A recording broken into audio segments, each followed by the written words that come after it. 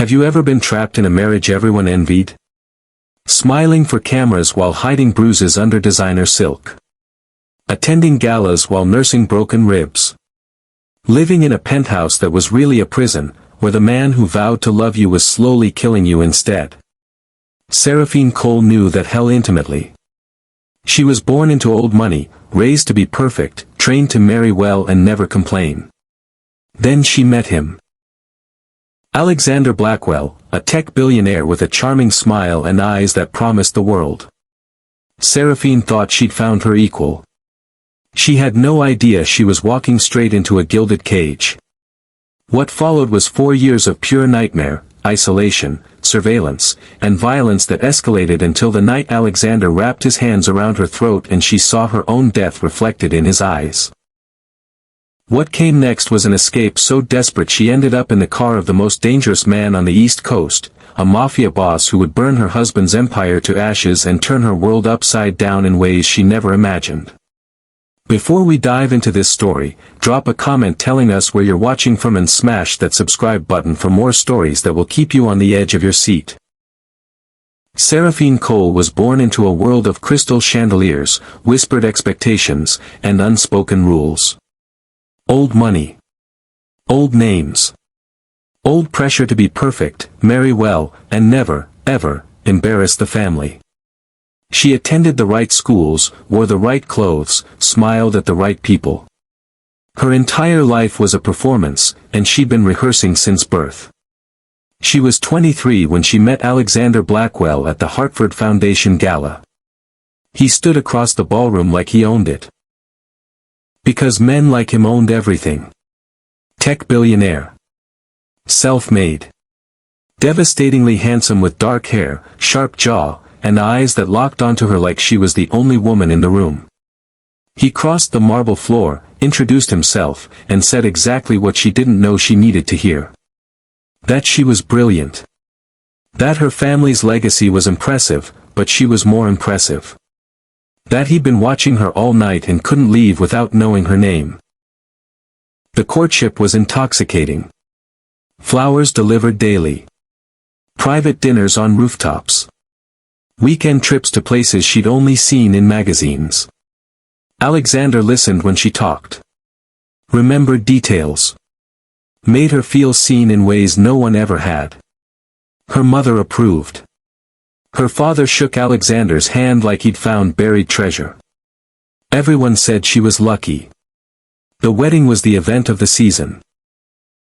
Seraphine floated down the aisle in a gown that cost more than most people's homes, looking at the man who promised to love her forever. She believed him. Why wouldn't she? He was everything she'd been raised to want. The first month was a dream. Breakfast in bed. Lazy afternoons.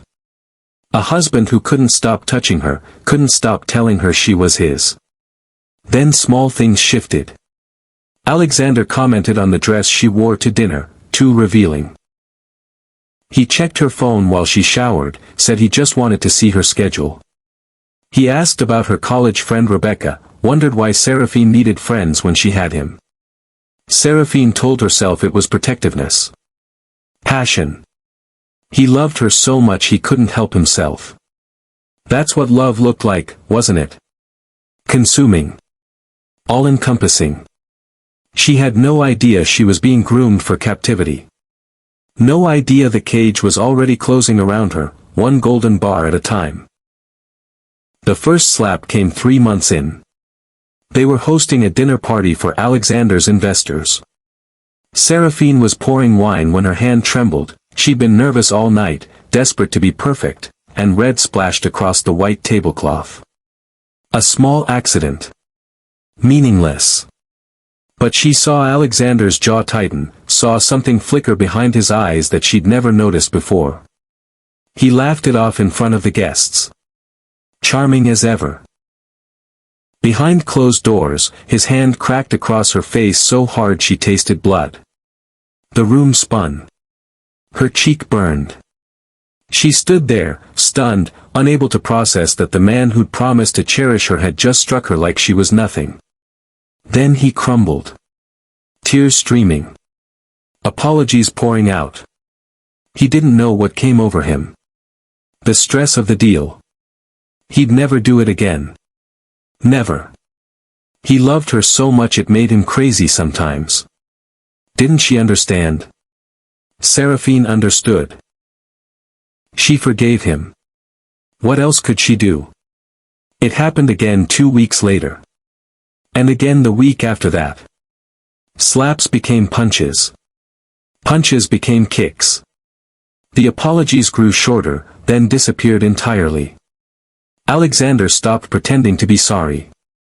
Control tightened like a noose. He cut off her family, her mother's calls went unanswered, then blocked entirely. He monitored her accounts, gave her an allowance like a child.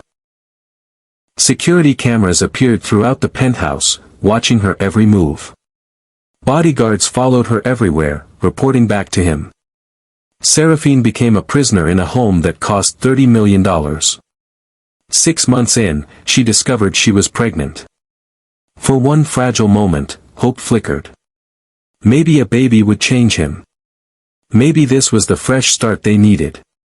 She told Alexander over dinner, voice shaking with cautious joy. His response was cold fury. He didn't want children. Didn't want complications. When Seraphine protested, when she dared to say she wanted to keep it, Alexander grabbed her arm and threw her down the stairs. She woke in a hospital bed.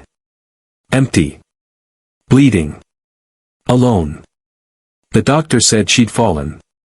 Alexander stood beside her, gripping her hand hard enough to bruise while he smiled sympathetically at nurses.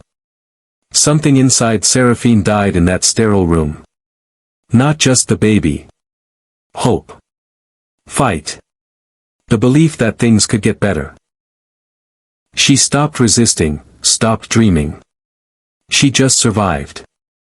Seraphine learned to read Alexander the way sailors read storms. The weight of his footsteps on marble told her what kind of night it would be. Heavy and slow meant whiskey, dangerous. Quick and sharp meant a bad day at work, worse. The tension in his jaw, the way he loosened his tie, the specific silence before he spoke her name.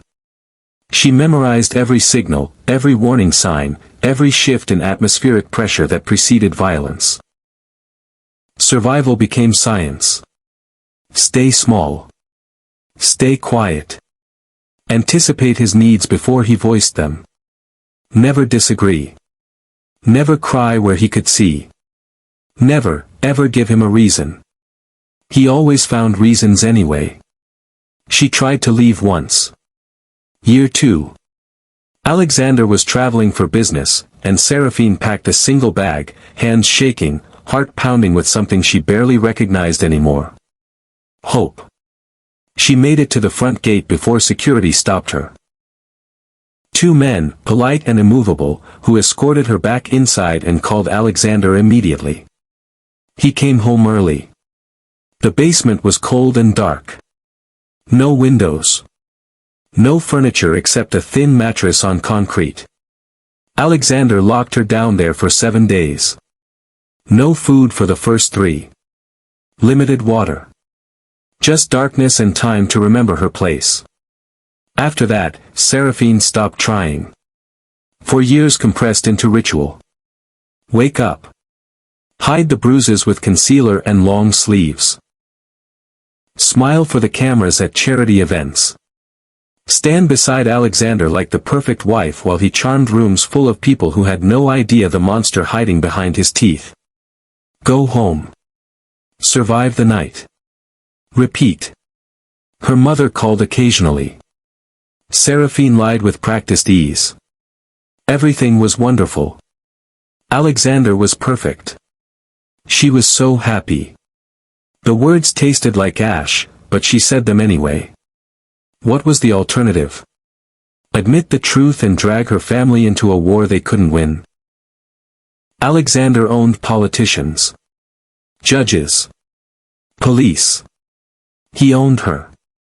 The cage was golden and permanent. Seraphine stopped imagining escape.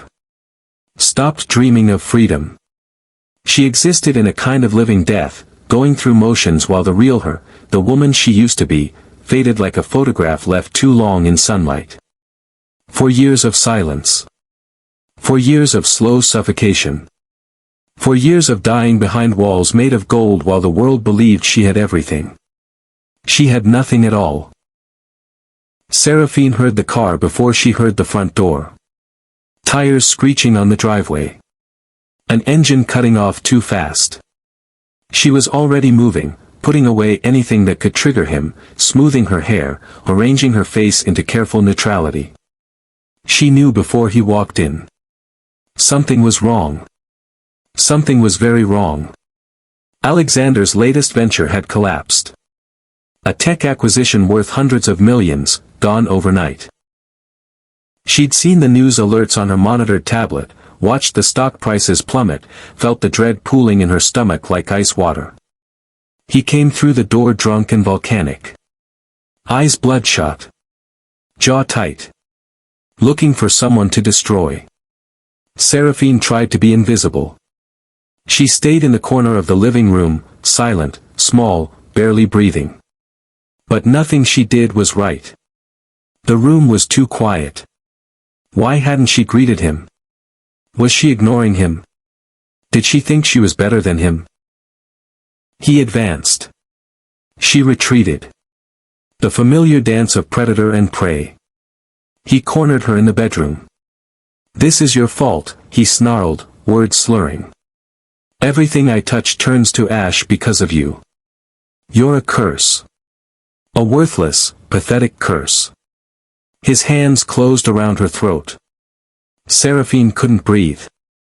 Pressure built behind her eyes.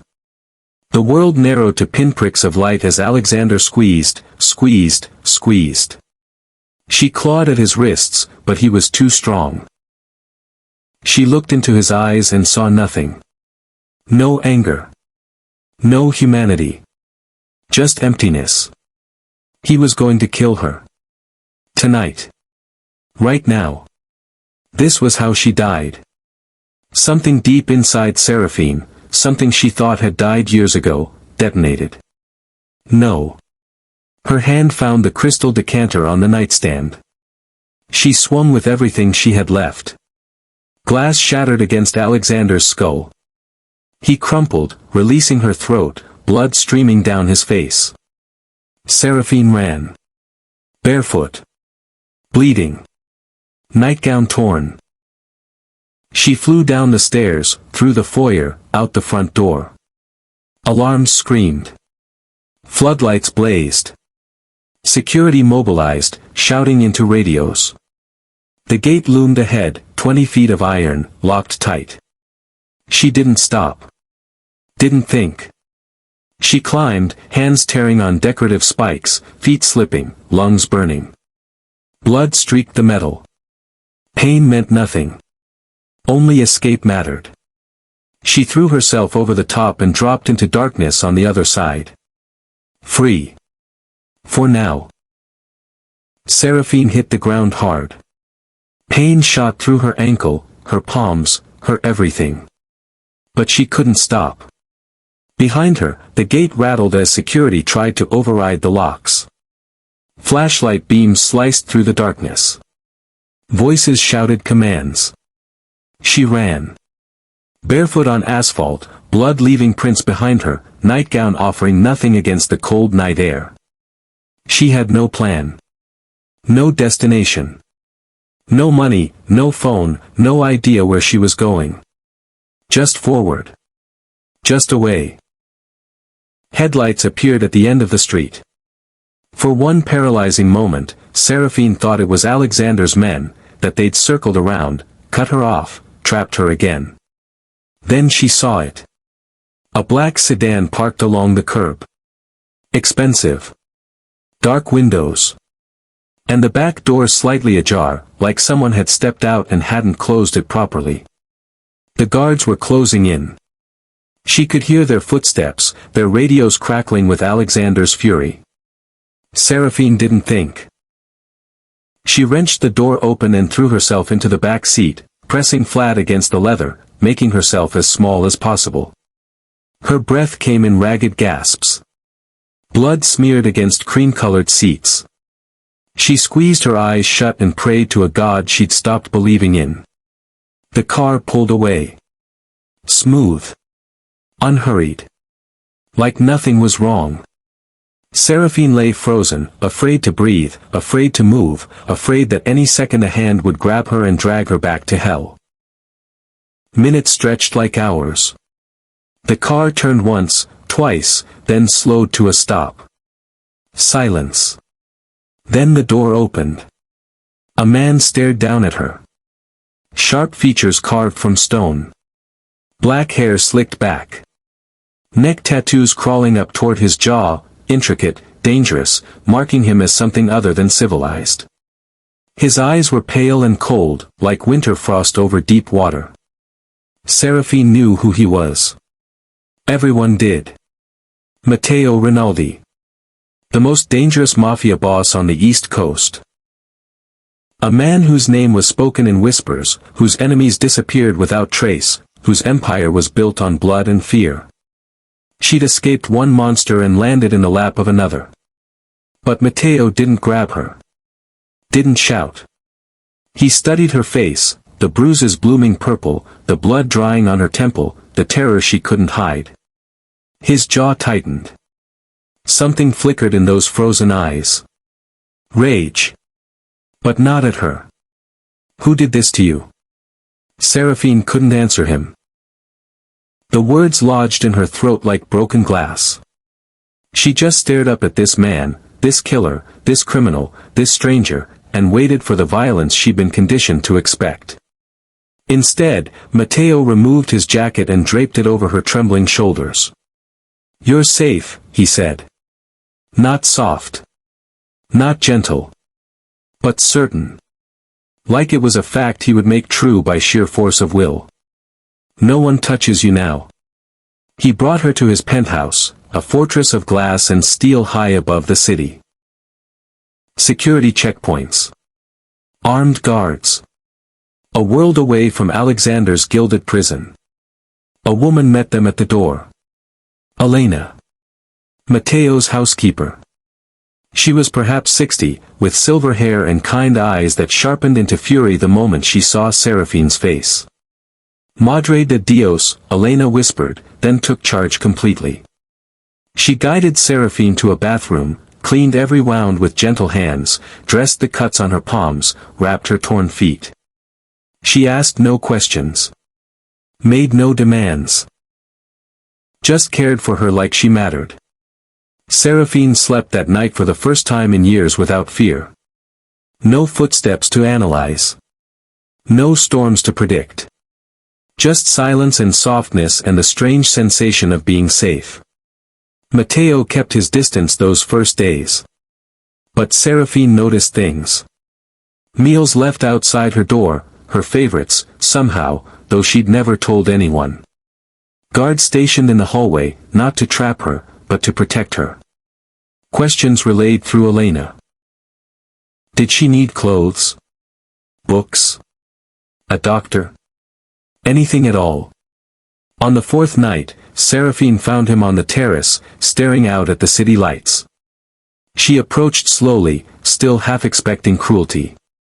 "Why are you helping me?" she asked. "You don't know me. You don't owe me anything." Matteo was silent for a long moment. When he spoke, his voice was distant. Haunted. "My mother was beaten to death by my father when I was 8 years old. I watched. I was too small to stop it." His jaw tightened. "I swore I'd never be powerless again. And I'd never ignore someone else's suffering. Not when I could do something." He turned to face her, and his eyes burned cold. "Your husband is a dead man walking. He just doesn't know it yet. Alexander Blackwell didn't accept loss. He owned things. He controlled things. And Seraphine was his. Within 48 hours, he deployed his entire empire to find her. Private investigators fanned across the city. Bribes flowed to police officers, hospital staff, anyone who might have seen a bruised woman running barefoot through the night. He hired the best, and when the best failed, he hired worse. Then came the television appearances. Alexander sat in his pristine living room, eyes red-rimmed with manufactured grief, voice breaking as he begged for his wife's safe return. She was troubled, he explained. Fragile. He was so worried about her mental state. Anyone with information, please, please. Bring her home. Seraphine watched from Mateo's penthouse, stomach churning. The performance was flawless. Concerned husband. Devoted partner. The comments flooded with sympathy for poor Alexander Blackwell, praying his beautiful wife would be found safe. No one suspected the monster behind the mask. But Mateo's network was better than Alexander's money. His men intercepted the kidnappers Alexander hired. 3 professionals who thought they were untouchable until they found themselves in a warehouse with Mateo's lieutenants. Confessions came quickly. Names. Dates. Payments traced back to Alexander's accounts. And more. So much more. Financial fraud buried in offshore accounts. Politicians bribed to look the other way. And connections, dark, damning connections, to human trafficking operations that made even Mateo's hardened men go quiet. Every move he makes digs his grave deeper, Mateo told Seraphine, laying files across the table. Evidence. Proof. Enough to destroy Alexander completely. Seraphine stared at the documents, hands trembling. Part of her wanted to run. Disappear into some distant country where Alexander would never find her. Hide forever. Mateo watched her, waiting. Patient. You have a choice, he said finally. Vanish. New name, new life, always looking over your shoulder. Or fight back. Destroy him publicly. Make sure he never hurts anyone again. Seraphine thought about 4 years of silence. The baby she'd lost. The woman she used to be. The countless others Alexander would hurt if she stayed quiet. She thought about the basement. The darkness. The cold. Then she looked up at Mateo, and something hard crystallized in her chest. I'm done hiding, she said. I want war. Mateo smiled. Cold. Satisfied. Dangerous. Then war it is. The phone felt impossibly heavy in Seraphine's hand. For years since she'd spoken honestly to her mother. For years of lies, deflections, everything is fine. Now she sat in Mateo's penthouse, staring at the number, terrified of what would happen when she finally told the truth. She pressed call. Her mother answered on the second ring. Seraphine. Darling, where are you? Alexander has been all over the news, he's worried sick. He's lying. The words cracked something open. He's been lying the whole time. Mom, he hurt me. For years. I couldn't tell you. I couldn't tell anyone. Silence. Then a sound Seraphine had never heard from her composed, proper mother. A sob. Raw and broken. I knew, her mother whispered. God forgive me, I suspected. The way you flinched sometimes. The bruise I saw at Christmas that you said was from falling. I told myself I was imagining things. I didn't want to believe, her voice shattered. I should have asked. I should have helped you. I failed you, sweetheart. I failed you completely. The reconciliation was painful. Ugly. Necessary. Years of silence and secrets poured out between them. Seraphine cried harder than she had since losing the baby. Her mother cried with her. It was the first step toward healing. Legal preparation began immediately. Mateo's lawyers were expensive, discreet, and ruthless. Seraphine provided testimony, hours of it, recounting every slap, every punch, every night she thought she wouldn't survive. Medical records were subpoenaed. Documentation gathered. The evidence painted a devastating portrait. Then former staff members started coming forward. A housekeeper who'd seen bruises and been paid to stay silent. A driver who'd heard screaming through closed doors. A security guard whose conscience finally cracked. One by one, witnesses emerged from the shadows Alexander thought he controlled. The case built into something unstoppable. Through every deposition, every panic attack, every moment Seraphine wanted to quit and disappear, Matteo was there. He never pushed. Never demanded. Never told her what to do. He just stayed, a steady presence in the chair beside her, a hand on her back when she trembled, a voice that said you are not alone without ever speaking the words. Seraphine had forgotten what it felt like to be supported instead of controlled. She was remembering now. The courtroom was packed. Media filled every seat. Cameras waited outside. The trial of Alexander Blackwell had become a national obsession. Billionaire tech mogul accused of unspeakable cruelty by his society wife. Everyone had an opinion. Everyone wanted to watch. Seraphine sat in the witness box and faced her husband for the first time since the night she'd shattered a decanter against his skull. Alexander looked immaculate. Designer suit. Perfect hair. Expression carefully arranged into wounded confusion. His lawyers were the best money could buy, sharks in Italian leather who attacked Seraphine immediately. Wasn't she mentally unstable? Hadn't she fled without cause? Wasn't this all a scheme to destroy a good man's reputation and steal his fortune? Alexander smirked from the defense table. Confident. Certain his money would save him.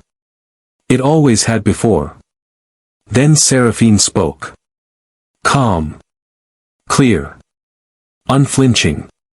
She detailed the first slap after the dinner party. The escalation from slaps to punches to kicks. The surveillance. The isolation. The basement where she'd been locked for a week in darkness. The baby she'd lost when Alexander threw her down the stairs. Her voice never wavered. Her eyes never dropped. The jury watched Alexander's mask crack. The smirk faltered. The composed facade flickered as detail after detail exposed the monster beneath the billionaire. Evidence piled up. Medical records documenting injuries. Financial trails showing bribes to silence witnesses. Testimony from staff members who'd seen everything and finally found the courage to speak. Then came Matteo's documentation. The trafficking connections. The fraud. The criminal empire Alexander thought was buried so deep no one would ever find it. The defense scrambled. Objections flew. Nothing stuck. The jury deliberated for 4 hours. Guilty. All counts. 15 years in federal prison. Alexander's empire liquidated to pay damages and fines. His name, once synonymous with innovation and success, became poison. Untouchable. Destroyed. When guards approached to take him away, Alexander turned one last time. His eyes found Seraphine across the courtroom, burning with hatred so pure it could have scorched the air between them. Seraphine held his gaze. Steady. Unafraid. She didn't look away. Didn't flinch. Didn't give him a single inch. Alexander looked away first. They led him out in handcuffs, and Seraphine finally exhaled. She won. Seraphine hadn't planned to speak after the verdict. But something made her stop at the courthouse steps, turn toward the wall of cameras and microphones, and open her mouth. I stayed silent for 4 years because I thought I had no power, no voice, no options. I was wrong. To every woman trapped like I was, your voice matters. Your pain matters. You matter. The video went viral within hours. Millions of views. Thousands of comments from women sharing their own stories, their own cages, their own hope that maybe escape was possible. Seraphine Cole became a symbol overnight, Proof that wealth doesn't protect you from abuse, and silence only protects abusers. She hadn't asked to become an icon. But she accepted the responsibility. Her relationship with Matteo evolved slowly. There was no rush, no pressure, no demands. Just two people learning to trust each other one day at a time. They talked for hours on his terrace, sharing wounds neither had shown anyone else. His mother. Her marriage. The darkness they'd both survived. Trust built on shared trauma. Respect forged in battle. And love, quiet, unexpected, chosen, growing in the space between them. 1 year after her escape, Matteo found her watching the sunrise from the penthouse windows. "I never thought I'd feel safe again," Seraphine said softly. "I never thought I'd feel anything again." Matteo stood beside her, close but not caging. And now? She turned to face him. This dangerous man who'd shown her that power could protect instead of destroy. "Now I want to choose something for myself. Not because I have to. Because I want to." They married simply. No spectacle. No society pages. Just a quiet ceremony with Elena crying happy tears and Seraphine's mother holding her hand. Two people choosing each other, building something new from ashes. Seraphine used her settlement to build a foundation for domestic violence survivors. She spoke at events. Gave interviews. Helped women escape their own prisons. Every speech ended the same way. Don't wait for permission to save yourself. Find your courage. Take your power back. And never let anyone make you feel small again. She'd walked into hell thinking it was an opportunity. Survived 4 years of nightmare. Escaped with nothing but borrowed courage. And built herself a life where she was finally, completely free. If her story touched your heart, please subscribe. Remember this, your silence protects your abuser, not yourself. Speak. Fight. Survive. And never let anyone dim the fire inside you. Please subscribe and leave your comment.